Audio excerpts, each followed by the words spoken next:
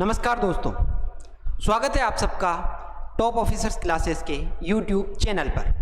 आज हम इस क्लास के माध्यम से राजस्थान पॉलिटी का पहला भाग यानी राज्य सरकार के बारे में पढ़ने जा रहे हैं। उससे पहले आप एक बात ध्यान रखें कि राज्य सरकार का मुद्दा कहाँ से आया। तो इंडियन कॉन्स्टिट्यूशन में जो पहला आर्टिकल है, आर्टिकल फर्स्ट, वो ये कहता है कि India, that is Bharat, shall be a union of states, union of states, यानी एक जो पूर्ण रूप से पूरा हमारा भारत है वो राज्यों का संघ होगा। भारत, जिसे हम इंडिया के नाम से भी जानते हैं, राज्यों का एक संघ होगा और ये राज्यों का कॉन्सेप्ट हमारे पास यहीं से लागू किया गया है। तो अब हम राज्य सरकार की बात करते हैं कि राज्य सरकार में कौन कौन से अंग हैं। तो कोई सी भी सरकार हो उसके 3 भाग हमें देखने को मिलते हैं संविधान से कि वो कौन कौन से हैं। राज्य विधानमंडल, कार्यपालिका और न्यायपालिका। अगर हम इस चीज़ को सेंट्रल में देखें तो सेंट्रल में भी इसी चीज़ को फॉलो करते हुए, इसी पैटर्न को फॉलो करते हुए वहाँ पर विधायिका, न्यायपालिका और कार्यपालिका का उल्लेख किया गया है। यानी कि ये 3 बॉडी जो एक दूसरे को अपने ऊपर हावी, एक दूसरे को हावी नहीं होने देती, इस रूप से बनी हुई है। लेजिस्लेटिव, एग्जीक्यूटिव और जुडिशरी, ये 3 पार्ट हैं। अब हम यहाँ देखते हैं राज्य विधानमंडल के अंतर्गत कौन कौन से भाग आते हैं। तो राज्य विधानमंडल, राज्यपाल यानी गवर्नर, विधान परिषद यानी लेजिस्लेटिव काउंसिल, विधानसभा यानी लेजिस्लेटिव असेंबली। अब कई राज्य ऐसे हैं जिनमें इस वाले कॉन्सेप्ट को अपनाया नहीं गया। ये राज्यों के ऊपर है कि आप किस कॉन्सेप्ट को अपनाते हो, कि राज्यपाल और विधानसभा। विधानसभा सभी राज्यों के लिए होना कंपलसरी है। विधान परिषद पूरे भारत में लगभग 12 राज्यों के पास ही है। केवल हमारे राजस्थान की बात करें तो राजस्थान में केवल और केवल राज्यपाल और विधानसभा ही मौजूद है। कार्यपालिका की बात करें तो कार्यपालिका में विभाग में राज्यपाल, मुख्यमंत्री और मंत्रिपरिषद आदि देखने को मिलते हैं। उसी प्रकार न्यायपालिका का स्वरूप यह है कि उच्च न्यायालय और अधीनस्थ न्यायालय यानी हाई कोर्ट और डिस्ट्रिक्ट कोर्ट, और जो नीचे के कोर्ट हैं वो इसके अंतर्गत आने वाले कोर्ट हैं। इस क्रम में चलने वाले कोर्ट का प्रोसीजर ये है। इसको इस फॉर्मेट में भी देख सकते हो आप कि कार्यपालिका के 3 पार्ट, जिसमें राज्यपाल, मुख्यमंत्री और मंत्रिपरिषद होगा। विधायिका, जो कि राजस्थान में राज्य विधानमंडल के रूप में जाना जाता है। राज्यपाल और विधानसभा ही राजस्थान में मौजूद है, विधान परिषद राजस्थान में मौजूद नहीं है। न्यायपालिका का स्वरूप उच्च न्यायालय और उसके अंतर्गत काम करने वाले न्यायालय अधीनस्थ न्यायालय कहलाते हैं। नेक्स्ट, अब हम देखते हैं कि राज्य विधानमंडल का हम विस्तार से यहाँ पर उल्लेख करने जा रहे हैं। तो राज्य विधानमंडल में हमने सबसे फर्स्ट में अभी देखा कि राज्यपाल जो आता है उसमें गवर्नर, उसका उल्लेख किया गया है। तो गवर्नर का जो उल्लेख है हमारे भारतीय संविधान में आर्टिकल 153 से लेकर आर्टिकल 162 तक इसका उल्लेख किया गया है। उनको हम विस्तार से यहाँ पर देखने जा रहे हैं। जैसे अनुच्छेद 153, इसमें कहा गया है कि प्रत्येक राज्य में एक राज्यपाल पद का प्रावधान किया गया है एवं राज्यपाल राज्य का संवैधानिक प्रमुख होता है। प्रत्येक राज्य का एक राज्यपाल होना अनिवार्य है। ये इस आर्टिकल से हमें पता चलता है। किस आर्टिकल से? आर्टिकल 153 या अनुच्छेद 153 से, कि प्रत्येक राज्य का क्या होगा? एक राज्यपाल होगा और राज्यपाल राज्य का कौन सा? संवैधानिक प्रमुख होता है। अब यहाँ पर 7वां संविधान संशोधन 1956 किया गया कि जो राज्यपाल है, एक राज्यपाल को अधिक राज्यों का भी राज्यपाल बनाया जा सकता है। यह है कि जैसे मान लेते हैं अपन के राज्यपाल है एक, उसको 1 या 2 स्टेट्स का या 3 स्टेट्स का राज्यपाल बना के भी घोषित किया जा सकता है, उसे ये पद भी दिया जा सकता है। और ये पद किसके द्वारा दिया जाएगा आगे हम देखते हैं। अनुच्छेद 154 में ये कहा गया है कि राज्यपाल जो होता है राज्य का कार्यपालिका प्रमुख भी होता है। हमने राज्यपाल का उल्लेख दो जगह पे देखा है, एक तो राज्य विधानमंडल और उसके बाद कार्यपालिका। तो जैसा कि यहाँ पर लिखा हुआ भी है कि 153 में तो ये संवैधानिक प्रमुख है, यानी संविधान से राजस्थान का कोई भी राज्य का, किसी भी राज्य का जो प्रमुख होगा वो कौन होगा? राज्यपाल होगा। और उसी प्रकार अनुच्छेद 154 के अंतर्गत हमें ये बताया गया है कि राज्यपाल कार्यपालिका या एग्जीक्यूटिव चीफ भी होता है। तो कार्यपालिका प्रमुख हमें कहां से पता चला?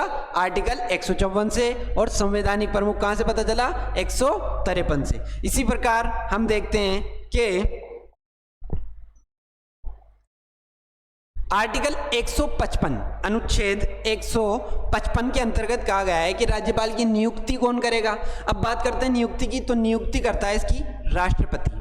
राष्ट्रपति के द्वारा इसकी नियुक्ति की जाती है। ऐसा नहीं है कि इसका चुनाव होता है, कहीं इलेक्शन नहीं होते राज्यपाल के लिए। राज्यपाल के लिए सीधा सा कॉन्सेप्ट ये है कि राष्ट्रपति इसका चुनाव करेगा। अब राष्ट्रपति को चाहे जिस राज्य का राज्यपाल बनाना है वहां का वो उसे राज्यपाल बनाएगा।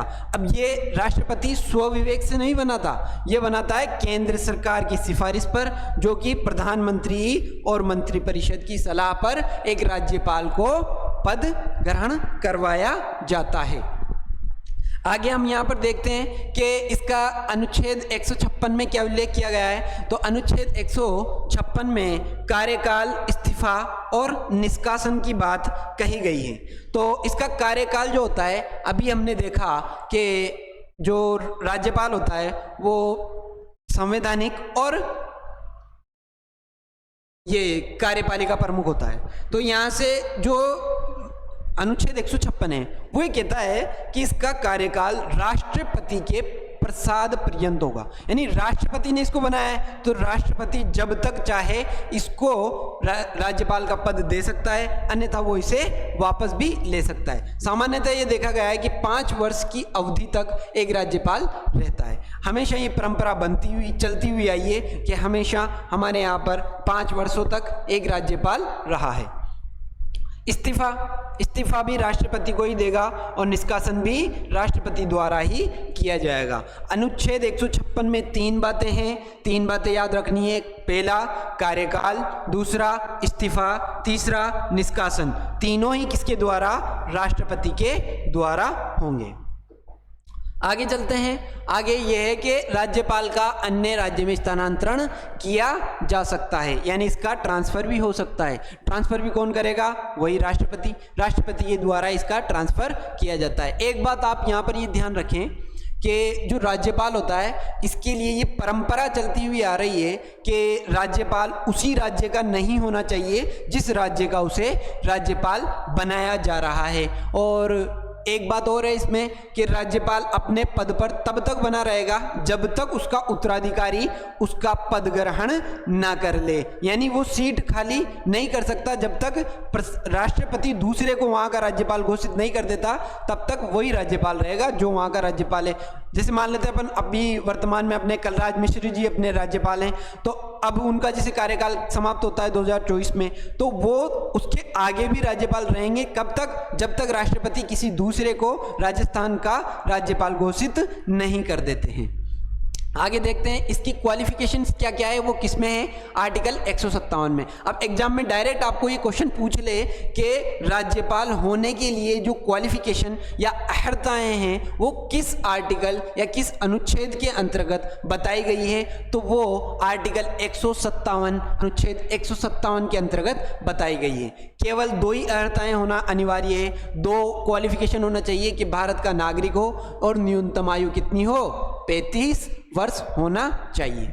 ये 2 अहर्ताएं होने जरूरी है। अब इसके लिए कुछ शर्तें भी है। अब ऐसी नहीं कोई भारत का नागरिक है 35 वर्ष है, हर कोई पागल भी चल जाए वहां पर उसको भी बना देंगे, ऐसा नहीं है। यहाँ पर कुछ इसके लिए शर्तें 158 आर्टिकल 158 में बताई गई है कि पहली शर्त क्या है कि उसका MLA, MLC, MP नहीं होना चाहिए। MLA member of legislative assembly, यानी जो अपन ने अभी देखी ना विधानसभा का मेंबर नहीं होना चाहिए। दूसरा MLC member of legislative council यानी विधान परिषद का भी सदस्य नहीं होना चाहिए। तीसरा एमपी यानी मेंबर ऑफ पार्लियामेंट, संसद जो कि लोकसभा और राज्यसभा से मिलकर बनती है, इनका भी पार्ट नहीं होना चाहिए। ये अनिवार्य रूप से शर्त है कि एमएलए, एमएलसी और एमपी नहीं होना चाहिए उसका, ठीक है। तीसरी शर्त यहां पर है कि राज्यपाल को लाभ का पद ग्रहण नहीं करना चाहिए। एक बात ध्यान रखें कि संविधान में यह बात तो लिखी हुई है कि लाभ का पद, और इसका उल्लेख जुडिशरी के अंतर्गत है कि कौन सा पद लाभ का है या कौन सा पद लाभ का नहीं है। इसे कौन निर्धारित करेगा? इसे निर्धारित करेगी न्यायपालिका। कौन निर्धारित करेगी? न्यायपालिका, ठीक है। तो पहला तो ये हो गया एमएलए, एमएलसी, एमपी नहीं होना चाहिए। दूसरा हो गया उससे कोई लाभ का पद ग्रहण नहीं करना चाहिए। तीसरा है राज्यपाल सरकारी आवास वेतन भत्तों का हकदार होगा। अब जाहिर सी बात है अगर वो काम करेगा तो उसको वेतन भत्ते भी चाहिए, और इतनी बड़ी पोस्ट पे है तो उसे आवास भी चाहिए और कई चीज़ें चाहिए, तो उसे सरकारी आवास देंगे, सरकार आवास देगी, वेतन भत्ते देगा, आदि का हकदार होगा। इसी का एक सब आर्टिकल है, यानी ये जो 1, 2, 3 चल रहे हैं ना, ये इनको ऐसे मानना आपका आर्टिकल 158 का क्लोज 1, 158 का क्लोज 2, 158 का क्लोज 3 और ये 158 का क्लोज 3A, यानी 3 के अंतर्गत ही कुछ नया।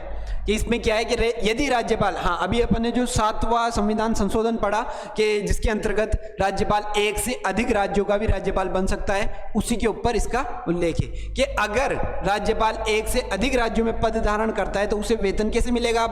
अब वेतन उसके उसी अनुपात में दिया जाएगा जो राष्ट्रपति निर्धारित करे। अब ऐसा नहीं कि हम और आप जाके कह दें कि नहीं साहब ये तो राज्य बड़ा है, इसका राज्यपाल तो ज़्यादा पैसों का हकदार है या ज़्यादा वेतन का हकदार है, या वो राज्य छोटा है उसमें कम वेतन मिलना चाहिए। ये आपके और मेरे बस की बात नहीं है।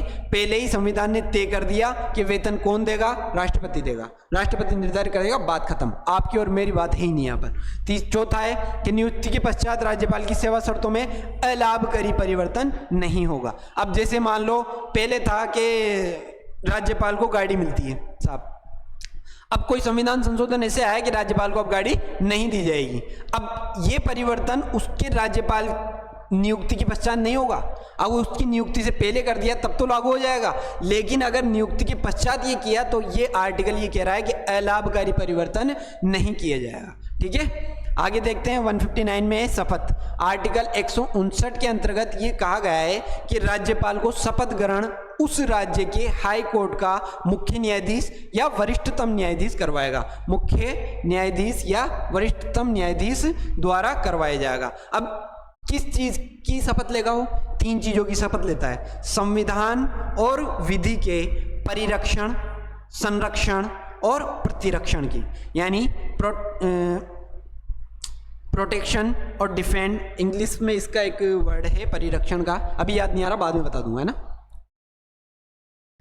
तो ये याद रखें कि सुप्रीम कोर्ट, ये हाई कोर्ट का जो मुख्य न्यायाधीश, अगर मुख्य न्यायाधीश नहीं होता है तो वरिष्ठतम न्यायाधीश जो सबसे ज़्यादा एक्सपीरियंस होल्डर होगा वो इसको शपथ दिलाएगा। किन किन चीज़ों की?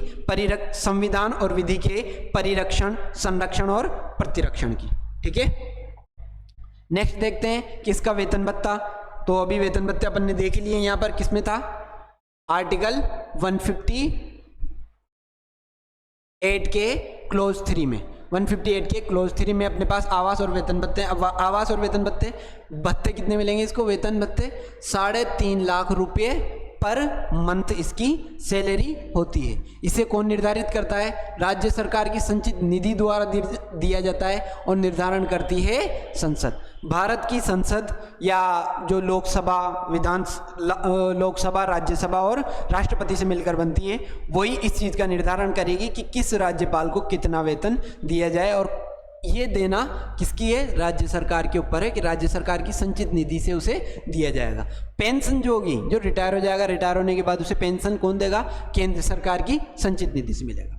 आगे चलते हैं, इसकी कुछ कार्य और भूमिका। तो इनको कार्य और भूमिका को अलग अलग रूप में बांटा गया है। जैसे ये कार्यपालिका, अभी जैसे हमने फर्स्ट में देखा आर्टिकल 153 के अंतर्गत कि ये कार्यपालिका संवैधानिक प्रमुख भी होता है, फिर कार्यपालिका प्रमुख भी होता है। तो इसके अलग अलग प्रमुखों के रूप में अलग अलग कार्य हैं जो देखते हैं अपन यहाँ पर। जैसे कार्यपालिका शक्ति इसकी ये होती है कि इसकी मुख्यमंत्री और मंत्रियों की क्या करता है, नियुक्ति करता है। याद रखें, मुख्यमंत्री की चुनाव नहीं होता, चुनाव होता है एक साधारण से एमएलए का।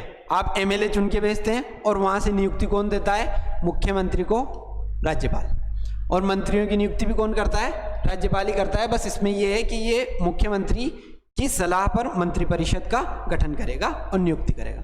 महाधिवक्ता की नियुक्ति और विभिन्न आयोगों में नियुक्ति भी कौन करता है, राज्यपाल करता है। विधायी शक्तियां देखें इसकी, तो विधायी शक्तियों में कि विधानसभा और विधान परिषद की कार्यवाही, जैसे सत्रावसान करना या बजट के लिए घोषणा करना या कई चीज़ें, कई विधेयक लागू करना, इन चीज़ों के लिए विधानसभा विधान परिषद की मीटिंग बुलाना, ये सब कार्य कौन करता है, राज्यपाल को करना होता है। इसमें अध्यक्ष, उपाध्यक्ष और प्रोटेम स्पीकर की नियुक्ति भी कौन करता है।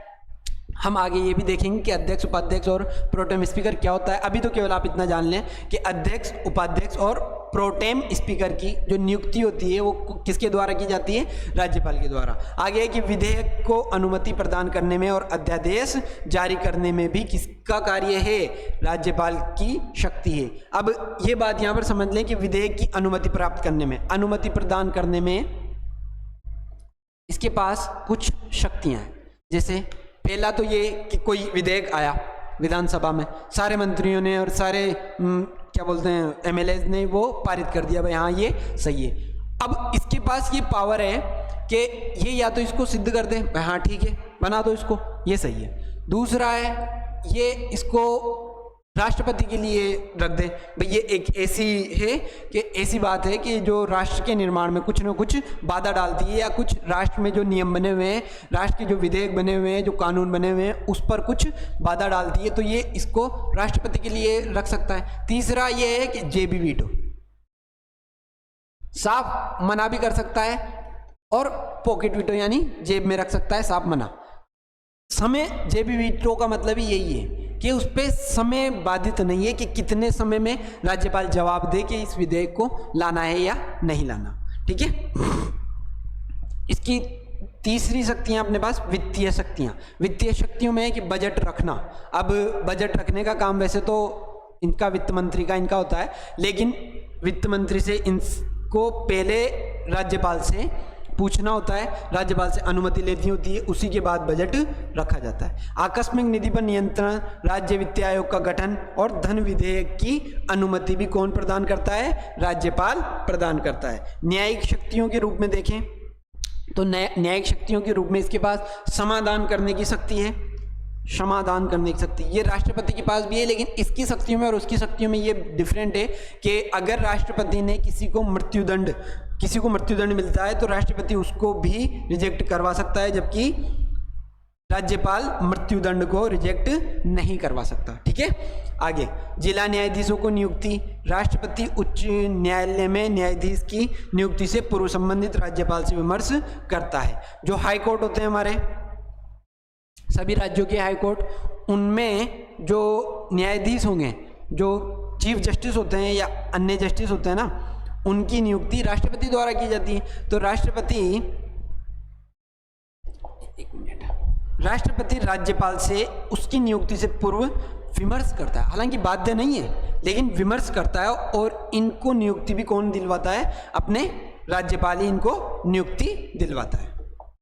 यहाँ पर अपने राज्यपाल का जो कॉन्सेप्चुअल पोर्शन है वो इतना ही है, काफ़ी है। ये एग्जाम की दृष्टि से देखा जाए तो बहुत सफिशिएंट है। अब यहाँ पर हम राजस्थान के राज्यपाल की, कुछ विशेष राज्यपाल हैं हमारे पास राजस्थान के, उनके बारे में देख लेते हैं कि जो सबसे प्रथम हमारे पास राज्यपाल माने जाते हैं, जिन्हें राज प्रमुख के रूप में देखा गया, वो थे सवाई मानसिंह जी, जो 1949 से लेकर 1956 तक इस पद पर रहे। हालांकि वो राज प्रमुख बनाए गए थे और राज प्रमुख के पद पर रहते हुए उन्होंने कार्य किए थे।